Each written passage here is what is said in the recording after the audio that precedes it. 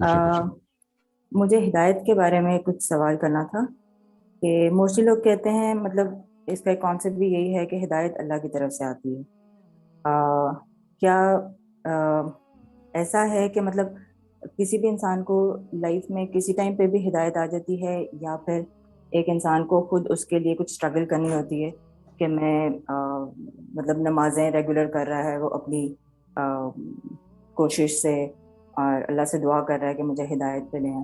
اور مطلب some times ہوتا ہے، میں نے کچھ دیکھا بھی ہے یا کچھ میرے ساتھ خود کا بھی ایکسپیرینس ہے میرا، کہ مطلب ہدایت لگتا ہے کہ مل گئی ہے، سیدھے راستے پہ چل رہے ہیں، ساری نمازیں پڑھ رہے ہیں، مطلب بہت زیادہ اس چیز کی طرف کنورٹ ہو جاتے ہیں.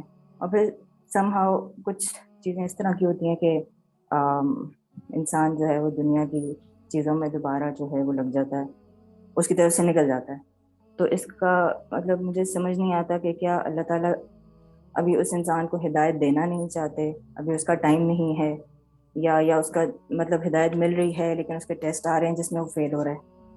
اس چیز کو مجھے کلیئر کرنا ہے.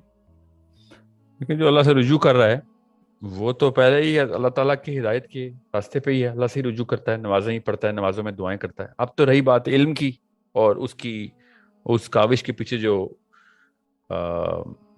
کرج ہے، وہ تو سکل ہے، وہ تو ماں باپ سے نہیں سیکھ سکا تو پھر باقی جگہوں سے سیکھنی تو پڑے گی اس کو. تڑپ جو ہے نا، تڑپ وہ بہت ضروری ہے کہ آپ کو پتا ہو کہ اللہ کے لیے جو تڑپ ہوتی ہے نا، اپنے آپ کو اللہ تعالیٰ کے سامنے شرمندہ نہ ہونے کی تڑپ،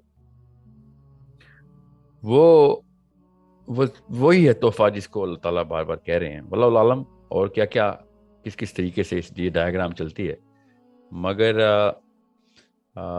یہ تو ظاہر کے اوپر ضرب لگا کے بتا رہا ہوں کہ جو بندے اللہ سے مبرہ ہونے کی کوشش کرتے ہیں، جو بندے کہتے ہیں کہ ہمیں اللہ کی ضرورت نہیں، یا پھر یہ کہتے ہیں کہ نہیں یہ دین کا معاملہ نا، یہ ہمارے بس کی، ہم دنیا کے ہی ہیں، تو اللہ تعالیٰ پھر ان کو پھر بار بار ہٹ دھرم کہتے ہیں، جو روزہ جزا کو جھٹلا دیتے ہیں. بہرحال جو بالکل ہی اپنی طرف سے فارغ ہیں کہ اللہ کو مانتے نہیں، ان کو تو ایک کیا بات کرنی، وہ تو ہدایت کا ایک اور ہی مطلب لینا پڑے گا اس کے لیے. جو آپ نے کہا نا وہ اندرونی معاملہ ہے وہ، اور وہ مسلمانوں کے اندر کوئی اللہ کو مانتا ہو. اللہ تعالیٰ نے سورہ رعد میں کہا نا کہ یہ ہاتھ اٹھاتے ہیں اور دعا کرتے ہیں کہ پانی ان کے پاس آ جائے، پانی خود تو نہیں چل کے آئے گا ان کے پاس. ٹھیک ہے، تو وہ جو ہے نا معاملہ، وہ نجی اندرونی معاملہ ہے مسلمانوں کے اندر، کہ ایک بندہ دین کے اوپر اپنے آپ کو اسٹیبلش کر چکا ہے، ایمان رکھتا ہے اللہ پہ، قیامت پہ ایمان ہے. بہت ضروری ہے کہ وہ روزہ جزا پہ ایمان رکھتا ہے. مگر باقی کے معاملات دنیاوی طور پہ وہ اس میں دین کے اصول جو ہے نا وہ اس کی کوئی فکر نہیں کرتا. تو اس کے لیے پھر معاملات جو ہے نا وہ تو بار بار آٹو کریکٹ اپنے آپ کو چلنا، غلطی کرنا، پھر توبہ تائب ہونا، ندامت ہونا. جس کی پہلی ندامت ہے وہ شرمندہ ہے پہلے سے ہی اللہ تعالیٰ کے پاس جانے کے لیے، بےتاب بھی ہے، شرمسار بھی ہے اپنے، وہ تو ہدایت پہ ہی ہے. باقی معاملات تو علم اور اسکل اور ہنر کا ہے کہ اللہ تعالیٰ نے جو دیکھیں، اللہ تعالیٰ نے ہدایت اپنے پاس رکھی. ٹھیک ہے، اور اللہ صاحب صاحب کہا، کئی دفعہ کہا اللہ نے کہ اللہ ہی جسے چاہے ہدایت دے، اللہ ہی جسے چاہے گمراہ کر دے. ساتھ ہی اللہ تعالیٰ نے یہ بھی بتا دیا کہ علم حاصل کرنا فرض ہے. ٹھیک ہے، تو جو آپ نے بات کی نا اس میں دونوں کا مکسچر ہے کہ کتنا ایک علم ہو، دوسرا علم اگر ہو تو اس کے باوجود بھی اللہ کو نہ مان رہا ہو تو وہ تو پھر اس پہ تو مہر کی بات ہے نا. اب دیکھیں نا، نبی علیہ السلام کے جو ساتھی تھے مکہ میں، ان میں زیادہ تر لوگ پڑھے لکھے نہیں تھے. ٹھیک ہے، جن کو یہ کفار جاہل کہتے تھے. ٹھیک ہے، تو مگر جو یہ پڑھے لکھے تھے مکی، بڑے بڑے سورما، وہ اللہ ان کو ہدایت پہ نہیں لے کے آ رہے تھے. ٹھیک ہے، اور جب بدر ہوئی تو اللہ کے نبی علیہ السلام نے کیا کہا کہ ہمارے ان لوگوں کو پڑھنا لکھنا سکھاؤ ایز اے پنشمنٹ، تب چھوڑ دیں گے تمہیں. تو علم ایک الگ چیز ہے، سمجھ ایک، شعور ایک الگ چیز ہے، اور ہدایت ایک ٹوٹلی الگ چیز. علم کے تھرو شعور آتا ہے، اور شعور جو ہے وہ تب تک کافی نہیں ہوتا تب تک جب تک اللہ نہ چاہے، اور اللہ اسی کو ہدایت کہتے ہیں. پھر علم ہو یا نہ ہو، آپ ہر دھرمی پہ آ جائیں، اور تو اللہ تعالیٰ پھر کہتے ہیں پھر پے در پہ بات کر لی ہے، بس اب ان کو مہر لگانے کا وقت آ گیا. پھر اللہ تعالیٰ نے جب کہا ہے کہ ہم نے ان کے دل کا مرض بڑھا دیا.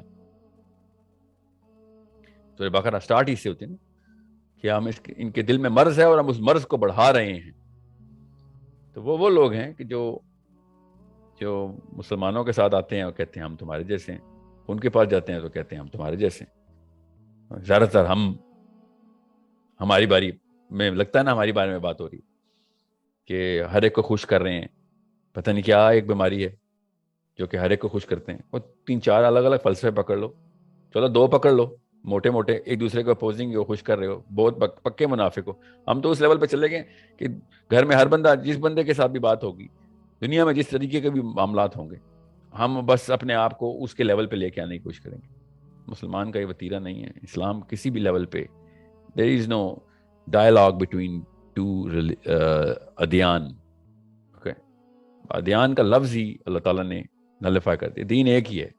تو آپ یا تو اس تک پہنچ چکے ہیں تو ہدایت پہ ہیں، بیچ میں پھنسے ہوئے کہ کئی سارے ادیان میں سے میں بھی ایک دین چوز کر لوں تو آپ ہدایت پہ نہیں.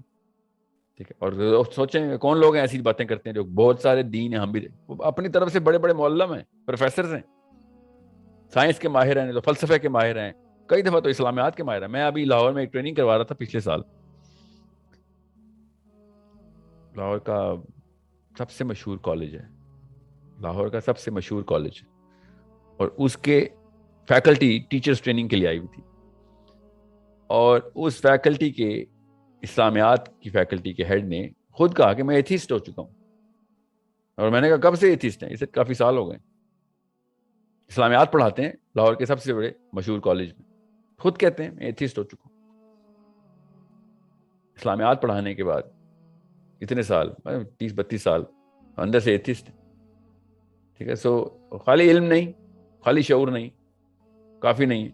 ہدایت اللہ کی طرف سے ہے تو ہے، نہیں ہے تو علم رکھیں، آپ چلائیں، اپنی دکان چلائیں. علم کے تھرو بھی بڑی دکانیں، ایکچولی بہت ساری دکانیں جو علم کے تھرو چلتی ہیں.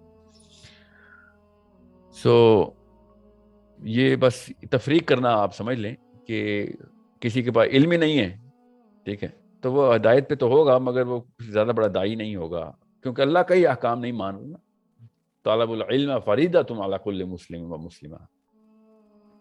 تو یہ مسئلہ تو ہے، پھر دونوں کام تو کرنے پڑیں گے. ٹھیک ہے. کیونکہ پھر آپ افیکٹو ٹول ہیں. ضعیف مومن تو نہیں بننا. ضعیف مومن کیا ہوتا ہے؟ بس کمزور سا ایک ناکارہ پرزہ اسلام کا. ضعیف مومن کہتے ہیں اس کو. قوی مومن وہ ہوتا ہے جو اپنے علم کے تھرو، شعور کے تھرو دنیا پہ افیکٹ ڈالتا ہے، انفلوئنس کرتا ہے. ٹھیک ہے. سو دونوں کام آپ کو اکٹھے کرنے پڑیں گے. بہرحال آپ کے سوال کا آبویسلی جو دائرہ تھا وہ اس سے میں تھوڑا سا باہر نکال کے میں نے بڑا دائرہ کھینچنے کی کوشش کی. I hope I've answered the bigger part of your question.